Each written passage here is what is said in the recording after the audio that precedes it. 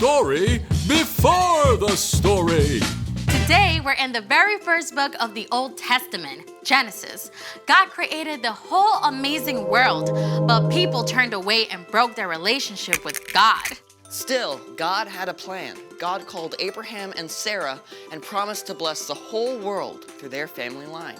One of Abraham's great-grandkids, Joseph, was sold into slavery in Egypt by his own brothers and then thrown in prison even though he done nothing wrong. But even there, God was with him, and Joseph didn't give up. That's where our story starts. Take it away, Brian. During his time in prison, Joseph had interpreted the dream of Pharaoh's drink taster and asked the man to put in a good word for him, remember? But the drink taster forgot until 2 years later when Pharaoh called his advisors together. I had 2 dreams last night. Who can tell me what they mean?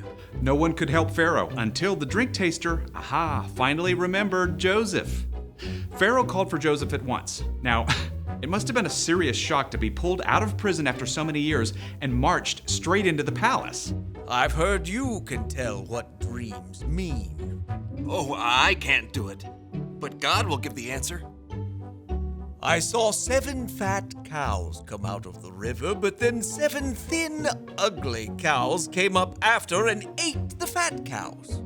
After that, I dreamed about 7 full heads of grain on a stem.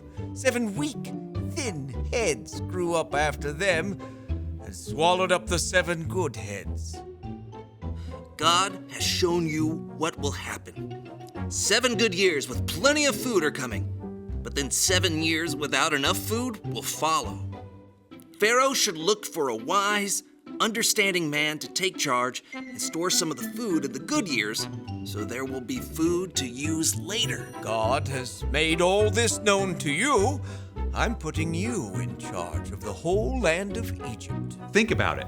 It had been years from the time Joseph's brothers sold him until he was taken out of prison. And then, in a single morning, he was made second in command of the whole land of Egypt. Joseph traveled all over Egypt and helped to store up grain during the 7 plentiful years. And when the years of hunger began, Pharaoh sent everyone to Joseph to buy food. Now, the famine spread far beyond Egypt. It even reached into Canaan, where Joseph's father Jacob and Joseph's brothers lived. And they soon became desperate for something to eat. I've heard there's grain in Egypt.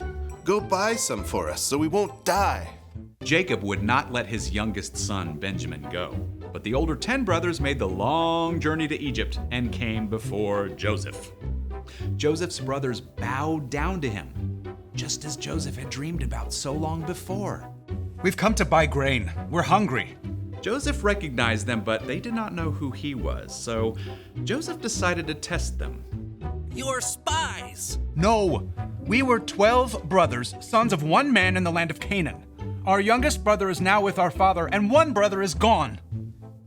Joseph continued to test his brothers. He ordered them to leave Simeon behind, return home, and come back with Benjamin as proof of their innocence. Joseph had their sacks filled with grain and sent them away. Along the way, the brothers discovered that their money had been returned. When they arrived home, they showed Jacob the grain and told him everything that had happened. We have to take Benjamin back with us. Joseph is gone. Simeon is gone. I won't let you take Benjamin. At first, Jacob refused to let Benjamin go, but soon, all the grain brought from Egypt was gone. Go back. Buy us a little more food. The man warned us we can't return without Benjamin. I promise to keep him safe. All right, but take gifts along. Take twice the money. May God cause this man to show you mercy. Once again, the brothers made the long trek to Egypt, this time with Benjamin. When they arrived, Joseph ordered that the brothers be taken to his own house, where a special meal was prepared.